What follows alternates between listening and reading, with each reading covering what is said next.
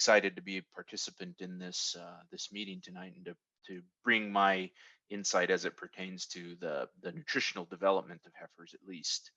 So I'm going to kind of break this up into two smaller sections. One is going to be the nutritional development of heifers from weaning to breeding, and then we're going to separate out the nutritional development of heifers from breeding to calving. That's an area that I don't think we quite spend enough time talking about, or at least thinking through how to put that heifer in a position to be successful throughout her life in the cow herd. So the two pieces of the weaning to breeding section that I'd like to break this up into tonight are the target weight, and then also maybe some example feeding programs that we would go through. Now, when it comes to the target weight, target weight is sort of a term that we've thrown around in the beef industry for a long time about heifer development, but I'd really like to bring some more insight towards what the target weight should be, and tie some numbers to it to make it a little more practical for y'all. Now, there are a lot of people out there who believe that this is what a heifer needs to look like before she's ready to breed. And I'm here as a nutritionist and as a cattleman to, quite frankly, openly refute that. This heifer is obviously in, an excessively fat condition. You can barely see her tail head. We don't have to over condition a heifer to get her to cycle and to efficiently attain pregnancy. And the reason that I'm so adamant about making this statement and trying to drive this point home to you all tonight here on the Zoom is, quite frankly, it's expensive to feed to this level of flesh. And it's really expensive to feed to that level of flesh and then for her to come up open.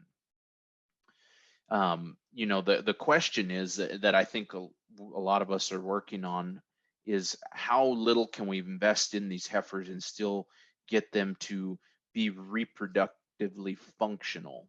And so that conversation over the years has been about using this concept of a target weight. And the target weight that most will subscribe to in terms of developing heifers is shooting for a goal of the heifers to weigh somewhere between 55 and 65% of mature cow weight at breeding. Now, that range is area dependent. So you'll see a lot of folks out west in the more arid rangeland environments. They will routinely be developing heifers to 55% of mature weight, or maybe 60. The reason for that is supplemental feed is expensive out there, and given their warm season rangeland forage systems, they get one good peak of prime forage quality in the late spring to early summer each year, and then they have to deal with a prolonged period of forage dormancy where they're basically getting by. This was the environment that I formerly raised cattle in. I'm originally from eastern New Mexico, so our heifer development program, some could describe as the Hunger Games in a lot of respects. Now, here in Missouri and in the Corn Belt and in the Midwest, we're blessed to be able to have access to not just cereal grains, but also byproduct feedstuffs, silage, cool season grasses. I would argue that one of the great competitive advantages of cool season grasses are the fact that we get 2 peaks each year in terms of forage quality. So that's one of our competitive advantages. Our second competitive advantage is the quality of stockpiled tall fescue in the wintertime. But more important, so you'll see more commonly in this forage system that producers will be developing heifers, to 65%. So we'll be developing heifers a little more aggressively. But the question is the relative cost benefit ratio of that. Now, there's an important component that should go into this conversation, and that target weight is anchored to the size of your mature cows, okay? And so I don't think anybody would argue that we've seen cow body size escalate over the years in the beef industry, and we have we may not be breeding for frame size the way that we did in the 70s and 80s, but our cattle have gotten longer, they've gotten heavier muscled, and we're still seeing, you know, mature body weights increase in my opinion. And so that factors into what the target weight should be based on the mature size of your cows. And so you'll see this table here at the in the bottom half. Okay, so across the columns, we've got a percentage of mature weight. So 55, 60, 65. Those are three targets that we might use in a heifer development program. And then the rows correspond with a cow that's 1,200 pounds, 1,400 pounds, or 1,600 pounds. To develop a heifer to 65% of mature body weight, if her mama weighs 1,200 pounds, that heifer should weigh somewhere around 800 pounds. So 780 pounds is the number I've got in the table here. That's what you should develop to. Now, I know a lot of people in the industry that will say, hey, I want my heifers to weigh 800 pounds when I breed. But the question I ask is, does that weight correspond to what the true size of your cows are? Now, another thing to think about too, when you're sort of putting some context to this, is that, you know, every body condition score in a mature cow is worth somewhere between 80 and 100 pounds of weight. Okay, and so when I say a 1,200 pound mature weight cow, my assumption is in that case that she's a 1,200 pound cow in a body condition score 5. Okay, so if she's a 6, she might be 1,300 pounds. If she's a 7, she might be 1,400 pounds, and vice versa. So, you know, realistically, that 1,600 pound cow at a body condition score 5 might be relatively uncommon out in the industry, because I know we have some producers out there who have, quite frankly, town dog fat cows, and we think, oh my gosh, that cow weighs 1,700 pounds. But if she's a body condition score 7 or 8, you know, that's indicative of more in line with maybe that 1,400 pound mature weight. So from that perspective, our target weight may not be all that far off. We just might be developing to 60% rather than 65%. And you know, the question is how much money did I spend to get to 65% of mature weight? If I have an integrated crop and farming operation and access to cover crops, and I've developed heifers on, you know, high quality winter annuals, and did that for, you know, $35 an acre seeding costs, that's a completely different conversation than if I put those heifers in a dry lot and it costs me $2 a head a day to feed them to achieve that mature body or that target weight. And so, you know, for me, it all comes down to sort of an economic discussion. And if you can develop them well, cost efficiently, that's great. But certainly the data that Rick Funston would have generated at the Gunmanson Sandhills Laboratory at the University of Nebraska, where they developed heifers to 55% of body weight and saved, I believe, about $80 a head in development costs, while maintaining similar pregnancy rates both at the first pregnancy or first conception and the second conception. Then that speaks to an opportunity maybe to improve our efficiency of production, and maybe to improve our profitability if we don't have to invest quite so much into those heifers. So another thing to think about when you talk about heifer development, when you wean heifers or wean calves, you know, the time period between weaning and breeding is longer than we give it credit for being. Okay, and so if we're going to develop a heifer that's going to get bred somewhere around, let's say, 13 to 14 months, and we wean them at 7 months of age, you know, we're going to have 7 months to develop those heifers. Okay, and if they come out if they are weighing somewhere in the neighborhood of 500 pounds, we need to get them somewhere in the 800 pound neighborhood. We essentially are attempting to put 300 pounds on these heifers in 200 days, which is not, from a nutritionist perspective, is not a heavy lift. Okay, and so to gain 300 pounds in 200 days, we need to develop a ration, or we need to put a program together where these heifers are going to gain approximately 1.5 pounds a day. We don't need to shoot for 2.5 pound day gain. We don't need to shoot for 3 pound gain. We don't have to treat them like a feedlot animal to get them to uh, a state where they're reproductively functional. We just merely need to balance a ration that's 65 TDN and, you know, at least 12.5% crude protein.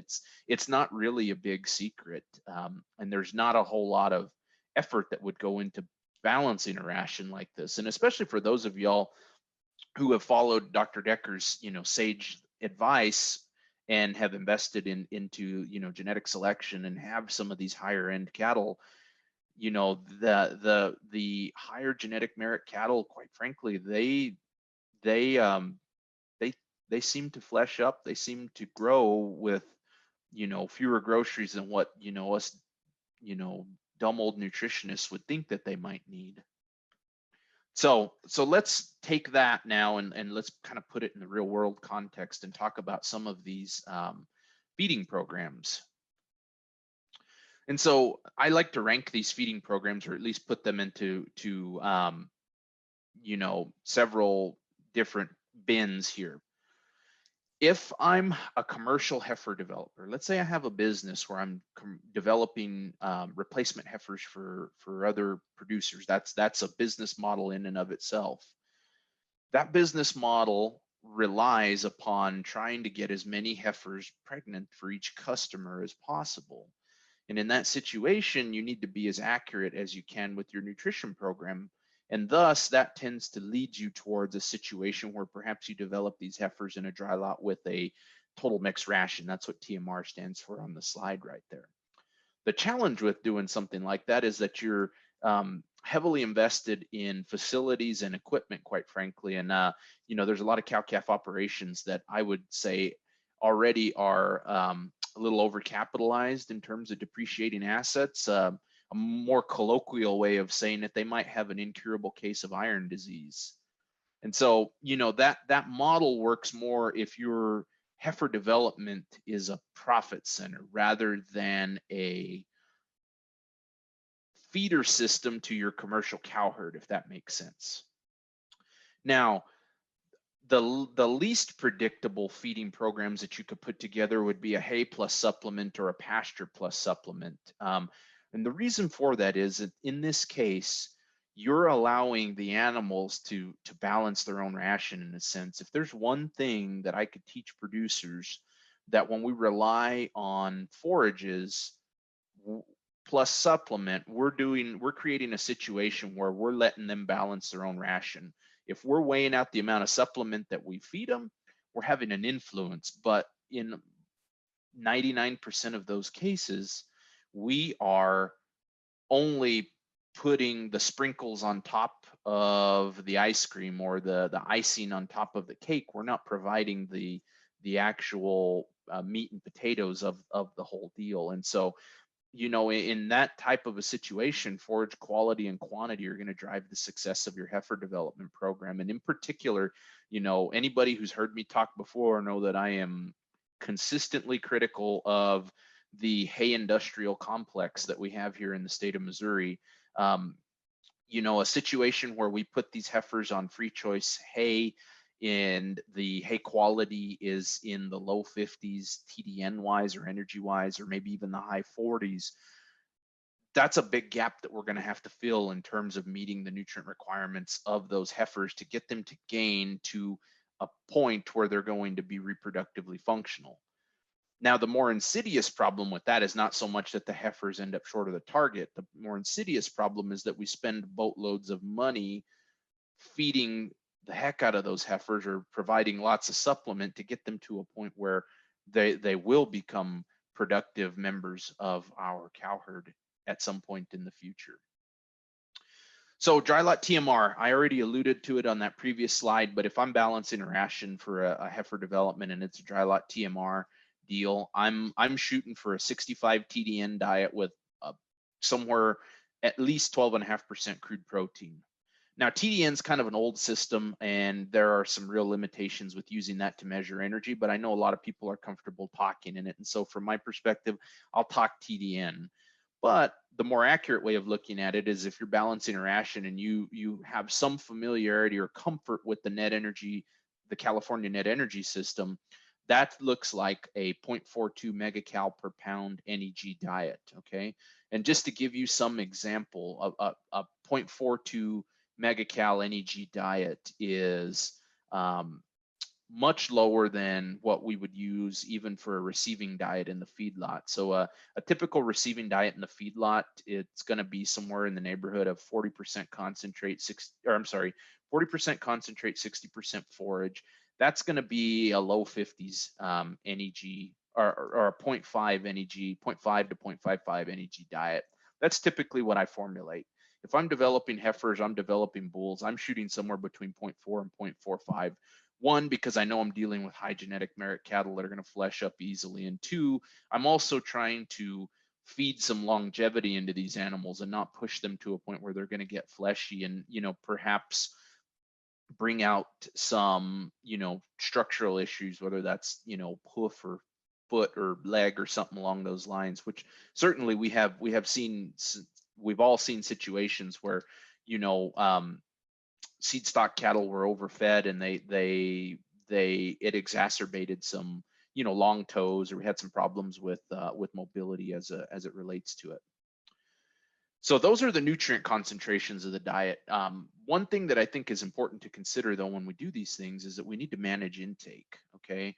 And that doesn't mean a bucket of forage, a bucket of distiller's grains, and we throw that in the mixer and then just dump it out free choice and fill the bunk up. In a perfect world, we're managing intake and we're starting these cattle, at a percent of body weight, and we're adding a pound to the ration per head to the ration every day that they clean that up. We get them up somewhere in around 2.5% of their body weight, and we just hold them there. We keep it kind of slow and steady. This is not a fluctuate up and down kind of a deal. It's a steady on ramp. Now, if your ration is going to cost you somewhere around $200 per dry ton of feed, which is not that uncommon, especially now that we've seen corn escalate by 30 cents a bushel in the last 6 weeks or so, we're probably going to be mixing rations that are, I'd be pretty surprised to see a ration be less than $160 per ton on a dry matter basis, so taking the water out of it. And I think that $200 a ton is going to be pretty common. Now, for a 5-weight heifer eating 2.5% of her body weight a day, that should cost you somewhere in the neighborhood of $1.25 a head per day. Okay, so let me set this graph up for you because we're going to use it over the next several slides. And so this is a slide that would be developed based on winter feeding systems here in Missouri. Now, I know we're already into November, but I've got, so from October basically through March across the bottom, or the x-axis. On the y-axis, I've got the total digestible nutrient concentration, and that ranges all the way from 40 up to 90 in 5-pound breaks.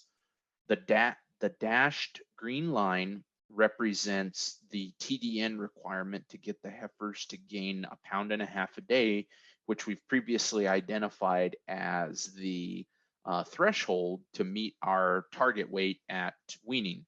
And I just want to go through some comparisons now of some of the potential winter feed options that might be available to y'all and how they could fit into this context. The first one is the one that I'm very passionate about promoting among our producers in this state, and that's Stockpile tall fescue.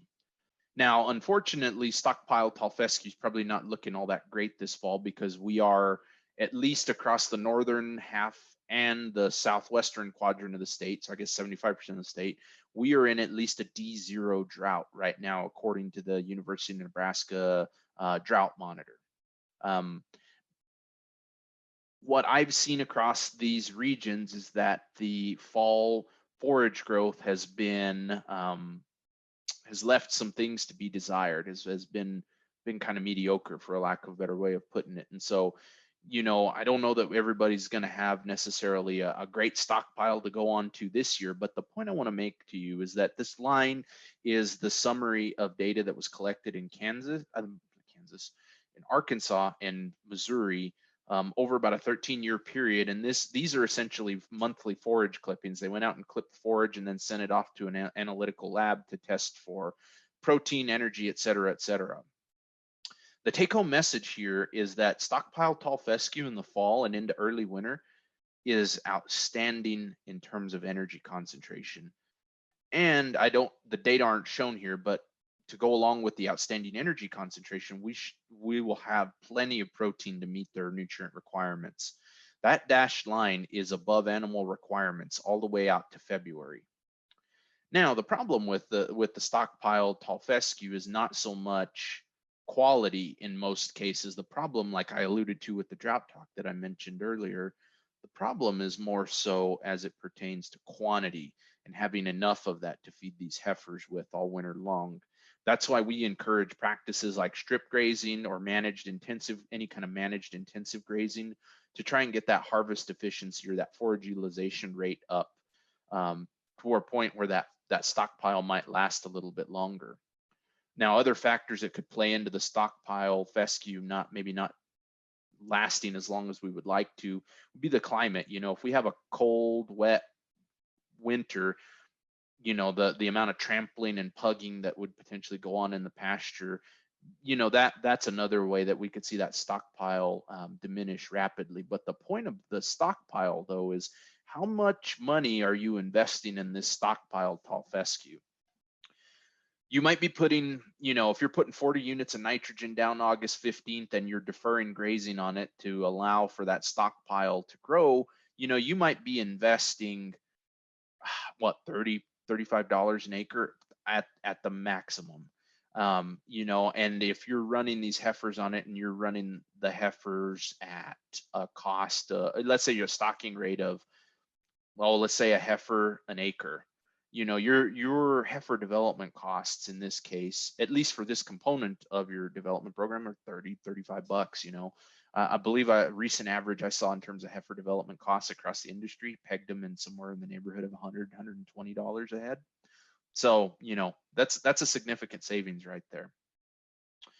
Now, a situation like this, though, and I had to gig Elizabeth a little bit with this picture of these pasture ornaments out here, and Elizabeth being a known horse person. One of the problems that we'll run into, though, with these situations like this is that if we get to a point where we've grazed these pastures to this point where we can count individual manure piles out there, we're not going to be meeting. We might have quality feed, but we're not going to be meeting their intake requirements. They're not going to have unrestricted access to as much feed as they want. And so a case like this, a heifer development program that looks like this, is going to leave a lot to be desired, because we might have high quality feed, but we just don't have enough of it. Now, another option is hay, and this hay line, so you'll notice I've got this kind of burnt orange solid line at the 55 TDN. I really wrestled back and forth at where to put that line at for a long time. The reason for that is Gene Schmitz, one of our colleagues over in Pettis County, he has a database of forage samples that have come through his office over the last 20 years or so that is just, quite frankly, it's unparalleled. And his tall fescue TDN concentrations have fluctuated over the years and dependent on harvest time and a lot of factors, but it seemed like 55 was a number that kind of sort of kept coming up. It would be, to put it in statistical terms, it would be the most commonly occurring value. And so that's where I decided to put it at.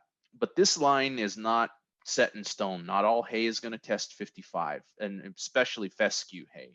It's very common to see fescue hay be somewhere, if I had to peg a range, I would put it somewhere from the high 40s up to right around 60. Hay tests are critically important in this case so that you know where you're at, whether you're in the 40s or whether you're in the 60s.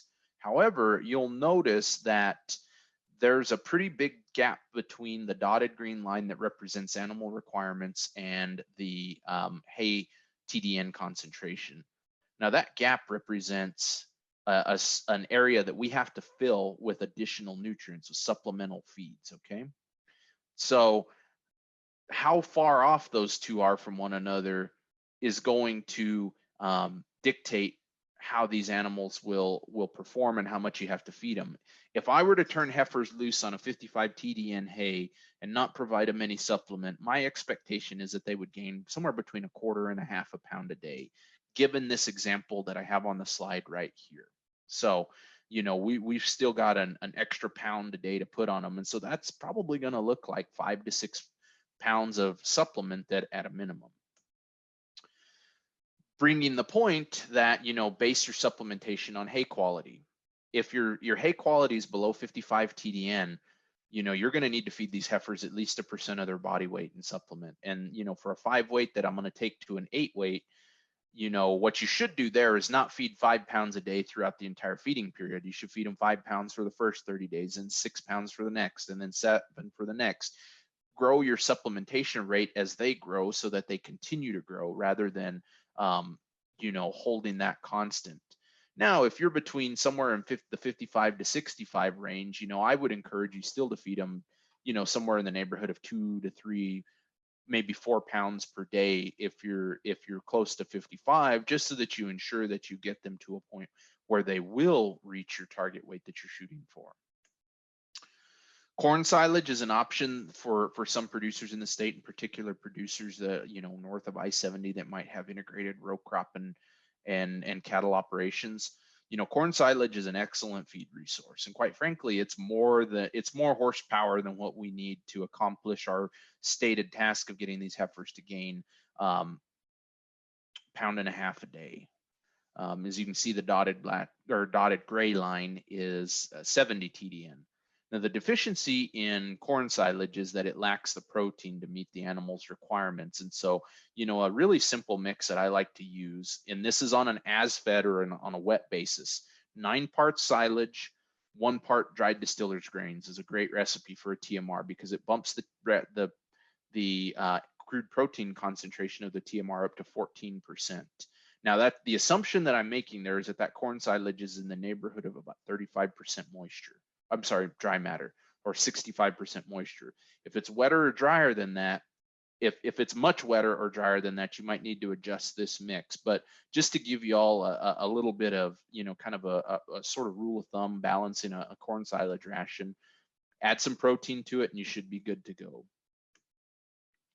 So at least in terms of my recommendations for this half of the talk, you can't manage what you don't measure. Get your hay tested.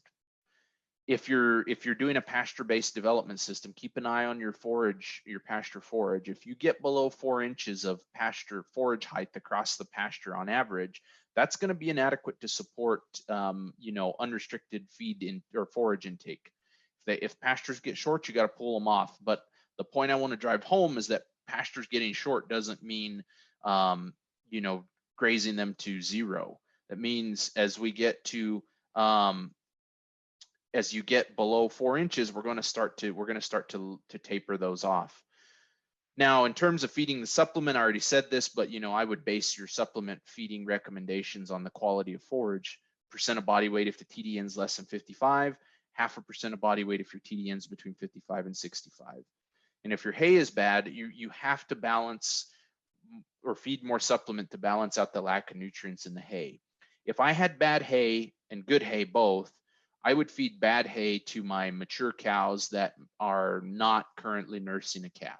So if I had spring calving cows right now that I weaned a calf off 30 days ago, and they're just kind of hanging out and being second trimester gestation cows, that's who I'd feed my low quality hay to. I'd feed my good quality hay to my calves so that I make sure that I meet those requirements.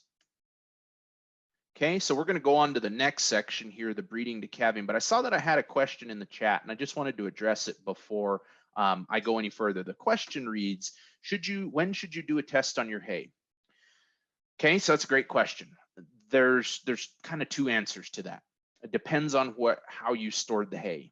If you stored the hay out in the turn row, out in the fence row, and it's on the ground and exposed to the elements, my recommendation would be to sample it to test it within 30 days of feeding. Because if you sample it when you baled it and then you expose it to the elements for 6 months, there's going to be some leaching of nutrients, some loss of nutrients, some weathering of those bales.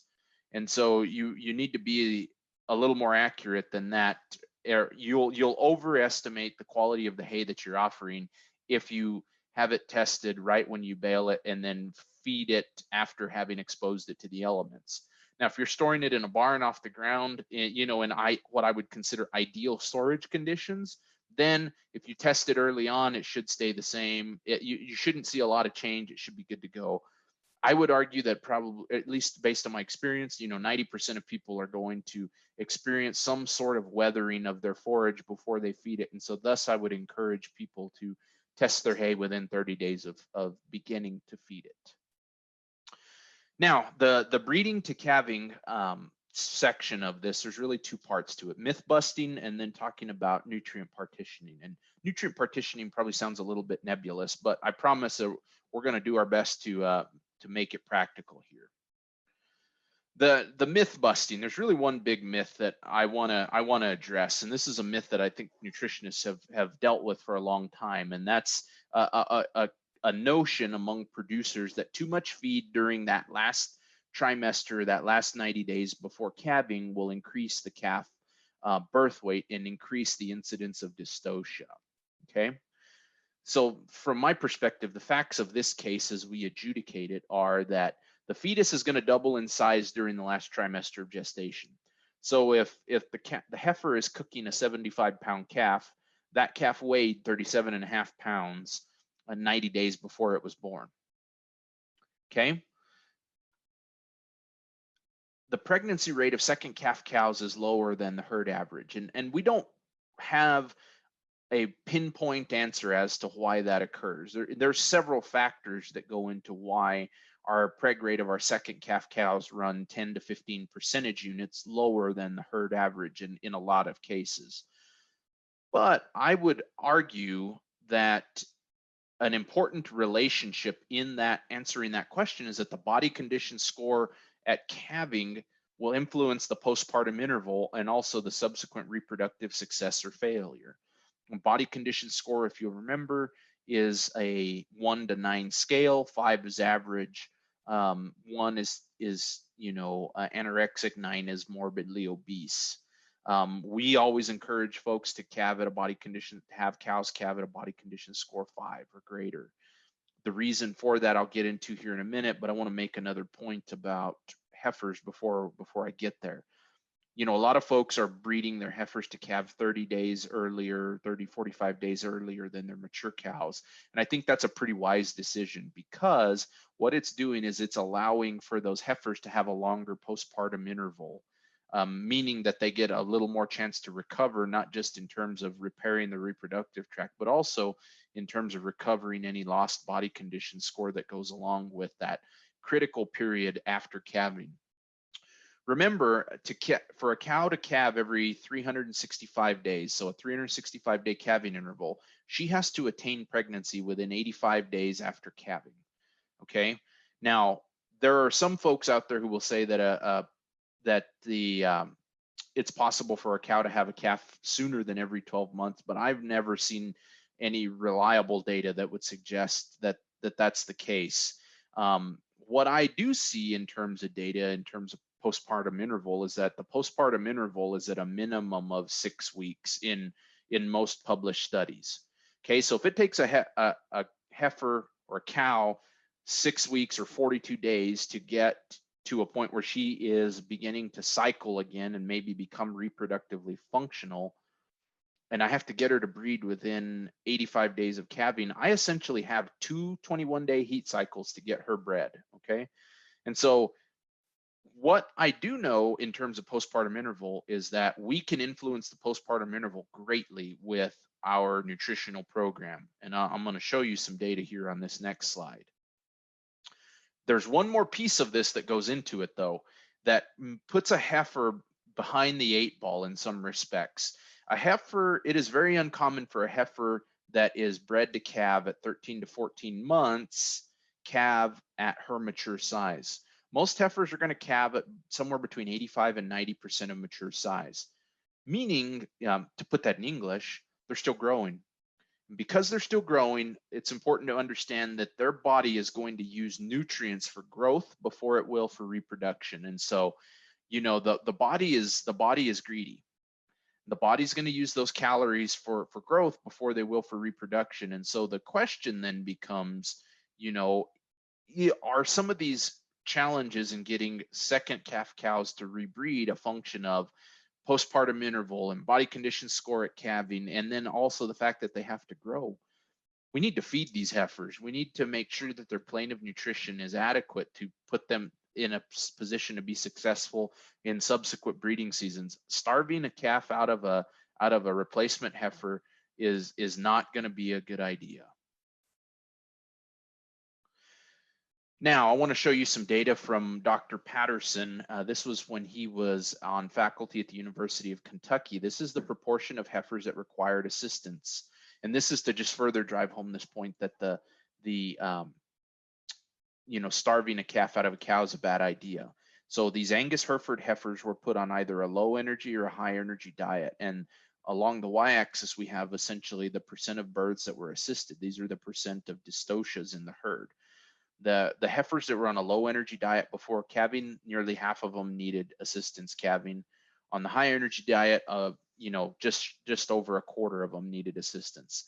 And so that's another piece of this puzzle. If we try to starve a calf out of a cow, we're going to make dystocia problems worse. We're not going to make it better by restricting nutrition.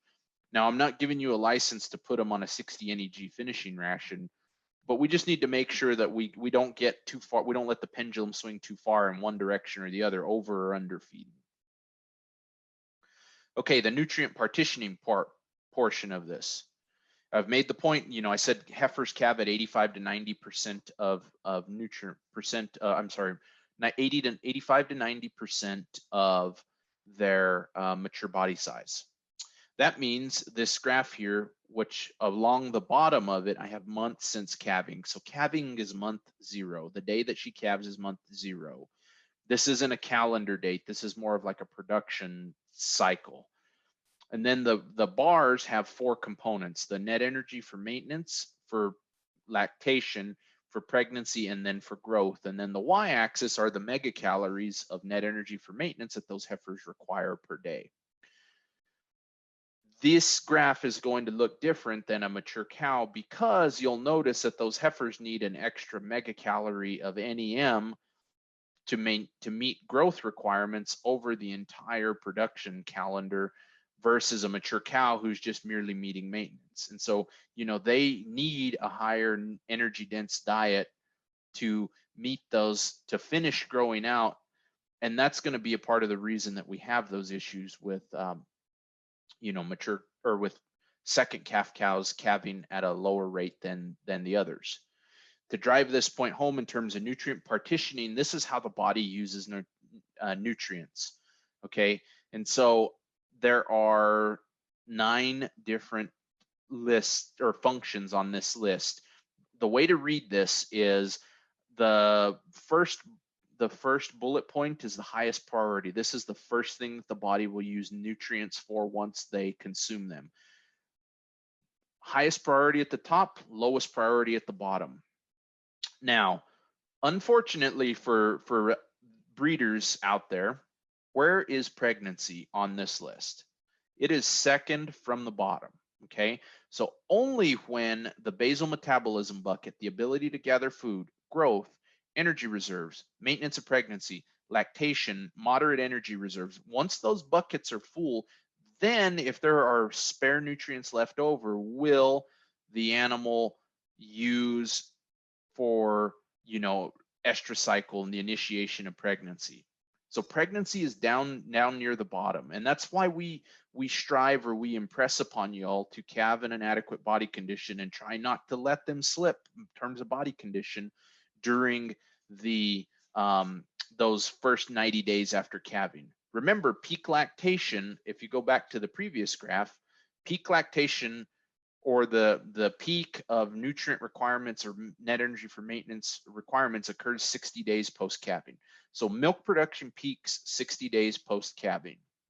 That's when the nutrient requirements are the greatest. Now, this is some classic data from Patsy Houghton and Ron Lemonager at Purdue. I use this slide all the time, and what they did was they ranked cows by body condition score at calving. Then they measured their postpartum interval. That's the days that it took for them to express estrus, signs of estrus for the first time. Now, you'll notice that the cows at a body condition score 3 took 89 days to express estrus for the first time. That's longer than the 85 required to maintain a 365-day calving interval. Now, you'll notice that it dropped to 70 at a body condition score 5, it dropped to a 59 at a body condition score 6, or 5, a body condition score 5 corresponding with a 59-day postpartum interval. Body condition score 6 was a 52-day postpartum interval. Body condition score 7 was a 31-day postpartum interval. Please note that 7, if I could do it all over again, I'd probably delete that 7 off of this slide. There was, I think, less than 20 animals that were classified as a body condition score 7 in this graph. And quite frankly, if we were to try to feed the average or the bell curve like Dr. Decker showed to a body condition score 7, they would literally eat us out of house and home. And I don't trust that postpartum interval data from that small of a data set. There was 500 cows across all of these. The vast majority of them were from a body condition score 4, 5, or 6. Okay, so don't read into that. The recommendations that we've made as extension specialists consistently for 30 years now have been to maintain body condition score at a minimum of 5 going into calving. 6 if you can, 7 is unnecessary. Now, how do I put these breeding to calving recommendations into the real world? If you can manage bred heifers separate from mature cows, please do if at all possible, just so that mature cows don't bully the bred heifers out away from the feed bunk, from any supplement that you might be providing them. If you do have to feed them together, try to give them a minimum of 3 foot of space, a bunk space. If you're feeding them in a bunk, if you're putting feed out on the ground, try to string it out as far as you possibly can. Give those heifers as much of a chance to eat supplement as you can. The next point that I'll make is to maintain body condition score in heifers after bringing them home. This is not intended to be a dig at anybody who buys fleshy heifers at a sale. One of the things that I recognize is that flesh sells at heifer sales, bred heifer sales. But the thing is that if I buy a body condition score 7 or 8 heifer at a bred heifer sale, and I bring her home and I turn her out in the Ozarks and say, adios, see you in 90 days, she's probably gonna lose some condition during that period of time. I would argue that using flesh as an indication of quality at sales that's a recipe for problems later on. Don't starve a calf out of a heifer, because the best case scenario is that her reproductive performance is going to be poor in subsequent breeding seasons, and the worst case scenario is you're going to have to pull more of them calves. The final comment was not anywhere on the slides, but I think it's a poignant comment to make, and that's don't bring bred heifers from outside the fescue belt. If your forage base is Kentucky 31 fescue, if you've had to deal with fescue foot or any kind of fescue toxicosis previously, I worked a case right after I started here at Mizzou. Somebody brought in a potload of the fanciest Hereford heifers you could imagine into Northwest Missouri.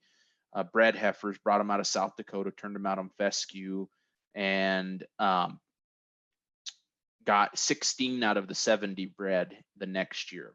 So, that having to overcome the, ergot alkaloid intoxication and having to overcome fescue toxicosis it's a bad idea for bringing, and not just bringing bred heifers into the fescue belt, even bringing heifers to develop from outside of the fescue belt into the fescue belt is you're asking for trouble. Now, if you've gone to a novel endophyte or an endophyte free fescue, if you don't have problems with fescue toxicosis, you don't have tall K31 fescue as your forage base, it's a different conversation, but certainly something worth keeping in mind.